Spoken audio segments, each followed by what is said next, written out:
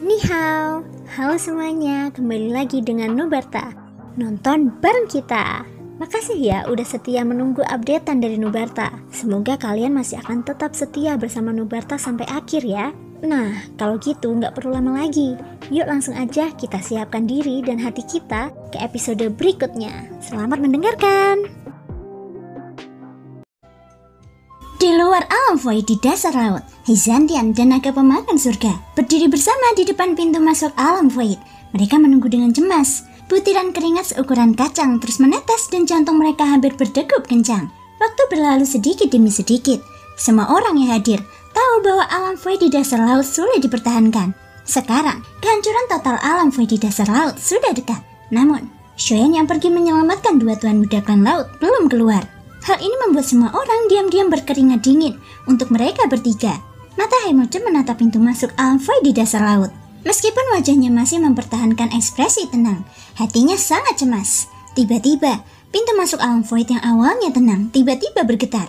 Cahaya berkedip dan kemudian dua sosok berjubah hitam melesat keluar bersamaan. Hyzantian dan naga pemakan surga yang telah menatap pintu masuk segera melihat kedua orang itu. Dengan kultivasi mereka yang kuat, mereka langsung mengenali kedua orang ini. Xuemian, Hailing'er. Kedua orang itu berkata serempak, dan kegembiraan dalam suara mereka tak perlu dikatakan lagi. Keduanya bergerak bersama dan bergegas maju untuk memeluk mereka. Pada saat yang sama, kedua orang tua itu juga dengan jelas melihat pria dan wanita itu saling berpegangan tangan dengan erat. Mereka tidak punya waktu untuk peduli, dan hanya peduli dengan kegembiraan di hati mereka. Air mata mereka hampir mengalir turun. Kedua pemuda itu juga terkejut dengan tindakan kedua orang tua ini. Gadis itu juga melihat pria parubaya berambut biru di belakang Hyzantian. Dan baru kemudian dia menghela nafas lega, itu adalah ayahnya. Sebagai seorang ayah, perasaan yang terakhir terhadap putrinya tentu saja tidak kalah dari kakeknya. Namun, sebagai pemimpin klan, ia harus selalu menjaga martabatnya. Hingga saat ini, ketika melihat putrinya baik-baik saja, sang ayah tidak dapat menahan tangisnya. Tidak lama kemudian, Hyzantian dan naga pemakan surga melepaskan anak itu dari pelukan mereka. Tetapi mereka masih menatap pemuda dan gadis itu dengan senyum di wajah mereka. Haimochan melangkah maju dan menatap Xuemian untuk bertanya, "Di mana Shoyan? Bukankah seharusnya dia bersamamu?" Melihat jubah hitam di tubuh keduanya, Haimochan langsung tahu bahwa Shoyan telah bersama mereka. Begitu kata-kata ini keluar, orang-orang yang hadir tiba-tiba pulih. Memang, mereka senang dengan kembalinya Xuemian dan Hailing'er, tetapi mereka tampaknya telah melupakan Shoyan yang telah memasuki alam void bawah air untuk menyelamatkan mereka. Mendengar perkataan Haimochan, wajah Xuemian dan Hailing'er yang tadinya memperlihatkan ekspresi gembira karena berhasil melarikan diri, langsung berubah muram. Pria dan wanita itu menundukkan kepala dan ekspresi di wajah mereka tampak sangat serius. Kemudian, Xuemian menceritakan apa yang terjadi di alam void bawah laut secara terperinci, termasuk bagaimana Shoyan menemukan mereka dan menghalau binatang ajaib untuk mereka. Setelah Xuemian menjelaskan semuanya, raut wajah orang-orang yang hadir sedikit berubah. Selain tersentuh oleh tindakan Shoyan, mereka juga merasa khawatir dengan situasi Shoyan saat ini. Anak itu, dia akan baik-baik saja kan? Hyzantian dengan ragu mengalihkan pandangannya ke Haimochan. Ekspresi wajahnya juga menunjukkan sedikit rasa bersalah saat kata-kata itu keluar dari mulutnya. Bagaimanapun, alasan mengapa Shoyan memasuki alam void di dasar laut adalah karena dia. Kalau tidak, Shoyan tidak akan menghadapi bahaya seperti itu. Sekarang bahkan aku tidak yakin. Aku hanya bisa berharap dia bisa mengubah bahaya menjadi keselamatan. Dia sudah menempuh perjalanan yang sangat jauh. Kali ini, aku tidak ingin dia jatuh begitu saja, ucap Haimochan.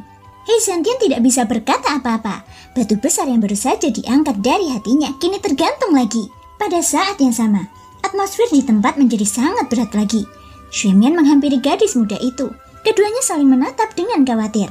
Gadis muda itu sedikit mengernyit. Tangannya yang ramping mencengkeram ujung jubah hitamnya. Dia menatap pintu masuk alam void di bawah air, menunggu dengan penuh perhatian. Tiba-tiba, pintu masuk alam void bergetar hebat. Suara gemuruh besar bergema terus-menerus dari dasar laut. Kekuatan hisap yang besar menyembur keluar dari pintu masuk. Untungnya, air laut di daerah ini dikosongkan secara paksa oleh Hyzantian, menyebabkan tempat di mana semua orang berdiri menjadi ruang terbuka yang luas. Oleh karena itu, tidak ada air laut yang mengalir ke alam void. Namun, perubahan mendadak di alam void menyebabkan ekspresi semua orang berubah drastis, terutama Haimochan dan Hyzantian. Tangan mereka yang tersembunyi di balik lengan baju tiba-tiba mengepal erat. Keringat dingin langsung muncul di dahi mereka. Bahkan hati mereka pun tak kuasa menahan gemetar. Shoyen, kamu harus keluar. Heimochan menyipitkan matanya dan menatap pintu masuk alam void. Dia menahan emosi di dalam hatinya dan menunggu dengan cemas. Pada saat yang sama, di alam void bawah laut, setelah perjuangan yang sulit, Shoyen akhirnya memasuki pintu keluar. Namun, hampir pada saat yang sama, seluruh alam void telah runtuh sepenuhnya. Pintu keluar alam void juga runtuh dengan kecepatan yang sangat cepat. Begitu lorong itu benar-benar runtuh sebelum Shoyen sempat pergi. Shoyen tidak akan punya kesempatan lagi untuk melarikan diri. Di ujung garis pandang Shoyen, ia dapat melihat tirai cahaya biru. Itu adalah pintu keluar dari alam void. Selama ia melewatinya, semua yang terjadi di belakangnya tidak ada hubungannya dengannya. Namun, pada saat inilah, lorong di depan Shoyen tiba-tiba mulai runtuh. Cahaya pada tirai cahaya yang masih berada di ujung pandangannya berangsur-angsur meredup. Pintu keluar besar itu dengan cepat menyusut dengan kecepatan yang terlihat oleh mata telanjang. Di dunia luar, Heimochan dan yang lainnya melihat pintu masuk alam void yang menyusut dengan cepat. Semua orang gelisah, seperti semut di wajan panas. Ketika pintu masuk alam void berubah menjadi lingkaran cahaya seukuran telapak tangan dan kemudian menghilang sepenuhnya, wajah mereka tidak bisa tidak mengungkapkan ekspresi sedih. Semua orang yang hadir menundukkan kepala. Harapan terakhir di hati mereka telah sepenuhnya musnah. Mereka tidak menyangka bahwa meskipun Shoyen telah menyelamatkan semua generasi muda klan laut, pada akhirnya dia akan kehilangan nyawanya. Begitu Shosuan bangun, kedua klan laut tidak akan bisa memberinya penjelasan. Heimochan masih menatap dengan enggan ke tempat di mana alam void telah menghilang. Namun, hampir pada saat yang sama, jubah hitam di tubuh Shuemian dan jubah hitam di tangan Hellinger menghilang tanpa suara. Setelah alam void di dasar laut menghilang, sebuah titik cahaya hitam tiba-tiba muncul di tempat awalnya berdiri dan dengan cepat meluas. Dalam sekejap mata, itu telah berubah menjadi tirai hitam besar yang setinggi manusia. Itu adalah... Melihat tirai hitam itu, wajah Heimochan tiba-tiba berubah. Pada saat yang sama, beberapa orang di sampingnya juga menyadari perubahan mendadak di tempat kejadian. Tak lama kemudian, sesosok tubuh yang menyedihkan tiba-tiba keluar dari tirai hitam itu. Tubuhnya bergoyang beberapa kali sebelum ia berhasil menstabilkan dirinya di udara. Ia mengangkat kepalanya dan melihat sekelompok orang menatapnya dengan terkejut. Ia membuka mulutnya dan tersenyum. Untungnya aku tidak mengecewakan. Aku kembali. Tepat saat dia selesai berbicara, tubuhnya tiba-tiba lemas dan jatuh dari udara. Tatapan mata Hezantian tajam dan tangannya lincah. Dia buru-buru berlari ke depan untuk menangkapnya. Setelah memeriksa dengan cepat, dia menoleh dan mengangguk ke arah Heimochan yang khawatir. Dia berkata, "Tidak apa-apa. Shoyen hanya pingsan karena terlalu kelelahan." Begitu kata-kata ini keluar, hati Heimochan menjadi tenang. Senyum lega muncul di wajah semua orang yang hadir. Ketika Shoyen terbangun, ia menyadari bahwa ia berada di asrama. Dia berdiri dan melihat sekeliling. Asrama ini dipenuhi dengan dekorasi yang khas laut. Terumbu karang dan karang laut ada di mana-mana. Bahkan perabotannya pun sama. Tidak ada seorang pun di ruangan itu. Suasananya juga sangat sunyi. Ketika Shoyen menyebarkan kekuatan spiritualnya keluar, pemandangan sebuah bangunan besar berbentuk aneh segera muncul di benaknya. Daerah tempat Shoyen berada saat ini berbeda dengan tempat lainnya. Meskipun dia berada di laut dalam, dia berada di daerah lain yang terbuka. Daerah itu tidak tertutup oleh laut dan lebih seperti daratan manusia. Melalui beberapa bangunan penting, tidak sulit untuk mengatakan bahwa Shoyen seharusnya berada di suku hiu laut. Selain itu, posisinya tampaknya berada di dekat pusat seluruh suku. Ketika kekuatan spiritualnya menyebar, dia terkejut dengan besarnya suku laut.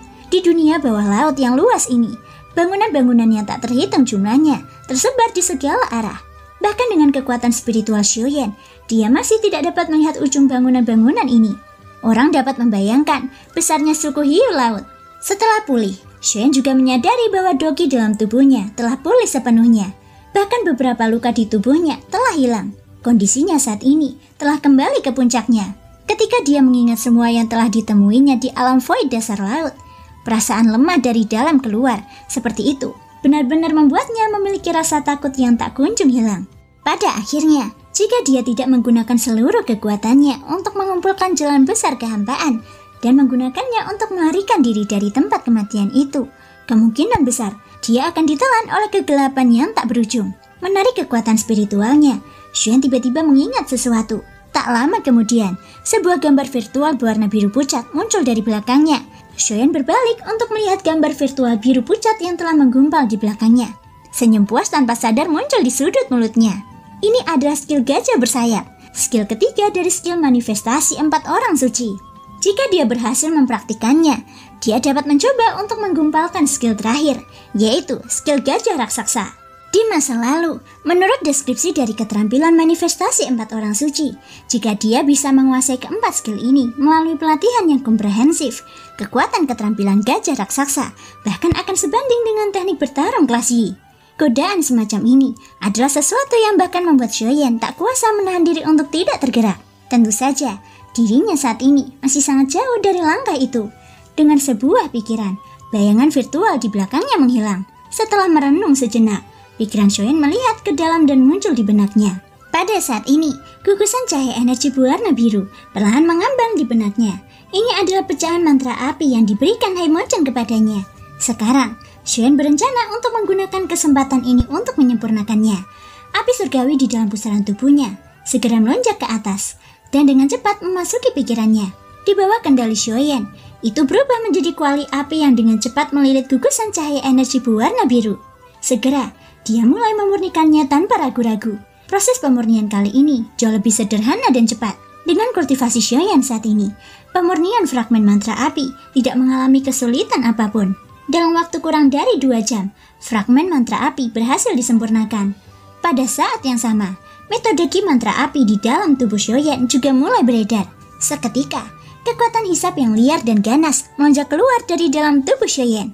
Energi di seluruh asrama serta dunia luar tertarik oleh kekuatan hisap khusus ini dan berkumpul menuju Shoyan. Merasakan keadaan energi yang aneh di udara sekitarnya, Shoyan tanpa sadar mengangkat alisnya. Dari apa yang terlihat, penyempurnaan mantra api juga telah memicu ki di dalam tubuhnya. Mungkin dia bahkan dapat menggunakan kesempatan ini untuk menembus dodi bintang 8. Saat memikirkan hal ini, Shoyan segera membuka mulutnya dan tersenyum. Dia segera duduk bersila dan memasuki kondisi latihan. Ia mulai berkonsentrasi, menyerap dan memurnikan energi alam. Apa yang terjadi? Perubahan mendadak itu langsung membuat anggota klan laut yang berpatroli di sekitarnya waspada. Seketika, sejumlah besar orang berkumpul menuju lokasi Shoyan dari segala arah. Namun, tepat saat mereka muncul di udara di atas asrama Shoyan, 4 sosok manusia tiba-tiba muncul dari udara tipis dengan cara seperti hantu.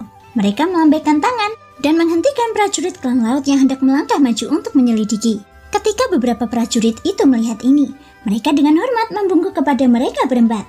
Kemudian, mereka semua mundur dengan tatapan bingung. Di udara, Haizantian dan Haimochan saling bertukar pandang. Haimochan tersenyum tipis dan berkata, sepertinya dia telah menyempurnakan bagian dari metode ki mantra api. Selain itu, dari penampilannya saat ini, sepertinya dia ingin menggunakan kesempatan ini untuk melakukan terobosan. Di sampingnya, naga pemakan surga dan pemimpin suku hiu laut tanpa sadar mengangkat alis mereka ketika mendengar ini. Mereka teringat akan kekuatan bertarung yang mengerikan yang ditunjukkan Shoyan di hadapan mereka sebelumnya. Ketika dia adalah seorang dodi bintang 7, dia sudah mampu dengan mudah mengalahkan seorang ahli dodi bintang 9. Jika kultivasinya mencapai tingkat yang lebih tinggi, seberapa mengerikankah kekuatan bertarungnya? Memikirkan hal ini, bahkan dengan status kedua orang ini, mereka tidak dapat menahan diri untuk menghirup udara dingin. Pada saat yang sama, kesan baik yang mereka miliki terhadap Shoyan di hati mereka juga dengan cepat meningkat. Bantuan untuk menyelamatkan nyawa putri-putrinya sudah cukup untuk membuat mereka bersikap sedikit lebih sopan kepada Shoyan.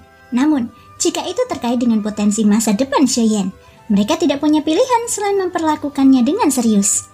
Patriark klan hiu laut yang telah mendapatkan kembali akal sehatnya segera menatap Haizantian di depannya dan buru-buru berkata dengan hormat, "Ayah, aku sarankan agar kau segera menyampaikan perintah itu kepada klan hiu laut kita. Mulai sekarang, Tuan Shoyan adalah tamu terhormat." Di sampingnya, naga pemakan surga mengangkat alisnya saat mendengar ini. Memang, kesan baik yang sederhana tidak dapat memenangkan hati orang. Hanya tindakan yang paling praktis adalah cara yang paling efektif untuk memenangkan hati orang. Namun, ketika suara yang pertama baru saja mencapai telinga Haizantian melengkungkan bibirnya dan berkata dengan suara yang dalam, "Saat kau memikirkan langkah ini, seluruh klan laut sudah mengetahuinya sebelumnya. Aku yang tua ini sudah memberitahu tetua pertama dari 2 klan laut besar dan meminta mereka untuk menyampaikan perintah. Mulai hari ini dan seterusnya, Shoyan akan menjadi tetua kehormatan gabungan dari 2 klan laut besar kita. Selain kepala klan dan tetua yang bertanggung jawab, semua orang harus menyapanya saat mereka bertemu. Kau masih berani memanggilnya tamu VIP? Heisho, kau telah meremehkannya. Kata-kata Heizantian langsung membuat Heisho menundukkan kepalanya karena malu. Pada saat yang sama, bahkan naga pemakan surga pun tak kuasa menahan rasa terkejutnya. Ia tak menyangka bahwa perintah Heizantian telah disampaikan kepada kedua klan laut. Sebagai kepala suku, ia baru mengetahuinya sekarang. Kemudian, mereka berempat pun tenang. Di bawah pimpinan Heimochen, mereka mendarat di halaman tempat Shoyan berada. Mereka duduk di halaman dan menunggu Shoyan dengan tenang. Segera setelah itu, pasangan muda, Xuemian dan Heilinger juga tiba. Dalam sekejap mata, sudah 3 hari berlalu. Di asrama, mata Shoyan yang telah tertutup selama 3 hari perlahan terbuka. Shoyan mengembuskan nafas panjang, berisi udara keruh yang selama ini tertahan di dadanya. Ia dengan hati-hati merasakan kekuatan di dalam tubuhnya yang berkali-kali lipat lebih kuat daripada 3 hari yang lalu. Senyuman tanpa sadar muncul di wajahnya. Terobosan kali ini semulus air yang mengalir ketika kondisinya tepat. Dari peredaran metode Qi hingga penyerapan dan penyempurnaan energi alam, perluasan ruang pusaran, dan penguatan kualitas tubuhnya secara keseluruhan. Semua aspek tampak sangat lancar.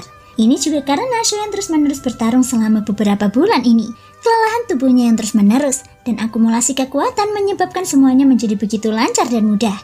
Benar saja, bertarung adalah cara terbaik untuk meningkatkan kecepatan kultivasi. Setelah pulih, Shoyan bangkit dan mencuci mukanya. Lalu dia berjalan keluar kamar. Saat 6 orang duduk di samping meja batu di tengah halaman, menyadari bahwa Shoyan telah keluar, tatapan mereka juga tertuju ke sana. Melihat sekelompok orang di depannya, sosok Shoyan yang baru saja keluar dari pintu tidak dapat menahan diri untuk tidak berhenti sejenak. Dia sedikit tertegun saat melihat orang-orang di depannya. Setelah beberapa lama, Shoyan batuk 2 kali dengan datar dan bergegas keluar. Dia dengan hormat menangkupkan tinjunya ke arah beberapa orang dan berkata, "Junior ini telah membuat para senior menunggu lama," ucap Shoyan. "Hahaha, tidak ada yang perlu ditunggu. Awalnya, kami ingin melihat bagaimana kondisi tubuhmu. Tetapi secara kebetulan, melihat bahwa tubuhmu sedang berkembang. Karena kami bosan, sebaiknya kami duduk di sini dan menunggumu." Beberapa dari mereka berdiri dan berjalan ke arah Shoyan. Mereka saling memandang lalu Heimochen tertawa terbahak-bahak dengan acuh tak acuh.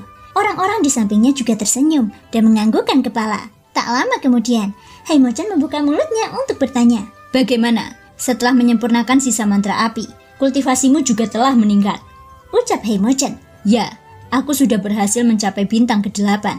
Itu bisa dianggap kejutan yang tak terduga." Ketika kata-kata ini diucapkan, Heimochen dan 3 ahli lainnya dari klan laut yang hadir tidak terkejut. Namun, ekspresi Xuemian dan Heilinger di belakang mereka langsung menjadi sangat terkejut. Ini terutama terjadi pada Xuemian. Wajahnya tercengang saat dia menatap Shoyan. Matanya dipenuhi dengan ketidakpercayaan. "Tetua Shoyan, kamu mengatakan bahwa kamu telah berhasil mencapai bintang ke-8. Bagaimana ini mungkin? Kau jelas mengandalkan kekuatanmu sendiri untuk mengalahkan begitu banyak binatang ajaib kelas 2 di bintang 9 di alam void. Namun, bagaimana mungkin kultivasimu hanya 2 di bintang 8? Perkataan Xuemian bukan hanya pikiran Xuemian saja. Bahkan ada banyak orang dari seluruh klan laut yang memiliki pikiran seperti itu. Tidak seorang pun dapat percaya bahwa Do di bintang 7 akan mampu melepaskan kekuatan yang bahkan Do di bintang 9 pun tak dapat menahannya. Sayangnya, setelah masalah Shoyan mengalahkan orang-orang dari Yuan Mansion, dengan satu pukulan menyebar, suara-suara keraguan di seluruh klan laut berangsur-angsur mereda. Ini terutama terjadi setelah eselon atas klan laut secara diam-diam setuju bahwa masalah ini telah terjadi. Semua generasi muda klan laut tidak lagi meragukannya. Namun, Xuemian dan Heilinger yang baru saja melarikan diri dari alam void tentu saja tidak menyadari hal ini. Akan tetapi, dia lebih jelas mengerti bahwa Shoyan di depan mereka memiliki kekuatan bertarung yang sangat menakutkan. Berdasarkan evaluasi dalam hati mereka, kekuatan Shoyan jelas merupakan yang terkuat di bawah alam transformasi asal.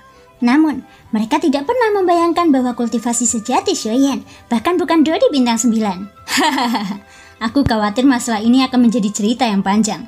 Namun, saudara Xuemian, mengapa kau memanggilku sebagai tetua? Shoyan tertawa samar. Dia tidak berbicara lebih jauh tentang topik ini. Hehehe, izinkan aku menjelaskan ini. Setelah itu, Heimochen tersenyum dan menjelaskan alasan dibalik ini kepada Shoyan. Shoyan merenung sejenak dalam hatinya ketika mendengar ini dan segera memahami maksud Heizantian. Meskipun dia merasa hal itu lucu di dalam hatinya, Shoyan juga menerimanya dengan senyum penuh terima kasih.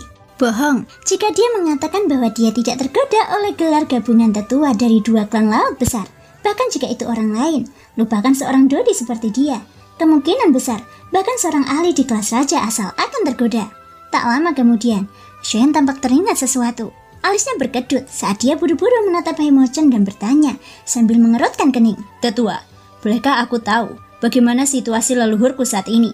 Melihat ekspresi khawatir di wajah Shoyan, Haimochan tersenyum tipis dan berkata, demi mendukung alam void di dasar laut, leluhurmu akhirnya menghabiskan kekuatan spiritualnya dan untuk sementara tertidur. Ekspresi Shoyan langsung berubah saat kata-kata ini diucapkan. Tak lama kemudian, Haimochan melanjutkan bicaranya. Untungnya, dengan sumber daya klan laut yang sangat besar, aku telah memilih beberapa bahan obat yang dapat membantunya memulihkan kekuatan spiritualnya. Setelah memurnikannya, dia sekarang perlahan-lahan menyerapnya. Aku yakin dia akan segera bangun. Selain itu, kecepatan pemulihan kekuatan spiritualnya kemungkinan akan mengejutkanmu begitu saatnya tiba. Saat Haimochan berbicara, dia juga menyerahkan cincin putih susu kepada Shoyan. Esensi jiwa Xiaoshuan ada di dalamnya. Sudut mulut Heisho dan naga pemakan surga tanpa sadar berkedut ketika mereka mendengar kata-kata Haimochan. Untuk membantu Shoyan memulihkan kekuatan spiritualnya, Haimochan telah tanpa basa-basi menjarah semua bahan obat yang dapat membantu kekuatan spiritual dari 2 klan laut besar. Beberapa bahan obat dapat dikatakan unik, bahkan mereka tidak tega berpisah dengannya. Siapa yang mengira bahwa mereka akan berakhir menguntungkan Xiaoshuan? Mendengar perkataan Haimochan, Shoyan menyelidiki situasi di dalam cincin di tangannya. Dia merasakan kekuatan spiritual yang tak tertandingi dan tanpa sadar merasakan kejutan. Ditambah dengan ekspresi sedih dari kedua kepala klan, dia segera menyadari sesuatu di dalam hatinya. Haimochan telah merampok seluruh klan laut untuknya. Bahkan dengan temperamen Shoyan, dia tak dapat menahan diri untuk tidak menelan ludah ketika memikirkan hal itu. Seolah-olah dia takut mereka berdua akan mencarinya di masa mendatang. Di sisi lain, Hyzantian dan Haimochan tampaknya tidak peduli sama sekali. Ketika Shoyan menarik pikirannya, Haimochan sedikit ragu sebelum menatapnya sambil tersenyum lagi. Anak kecil, karena leluhurmu baik-baik saja sekarang, kamu bisa dianggap mendapatkan kegembiraan yang tak terduga. Karena ada begitu banyak hal baik, maka biarkan aku memberimu kejutan lainnya. Saat berbicara, Haimochan mengulurkan tangannya. Di bawah tatapan penasaran Shoyan, api biru tua tiba-tiba muncul dengan bunyi berdesis. Itu adalah api jantung laut. Terima kasih semua sudah mau mendengarkan dari awal sampai akhir. Sampai jumpa di episode berikutnya.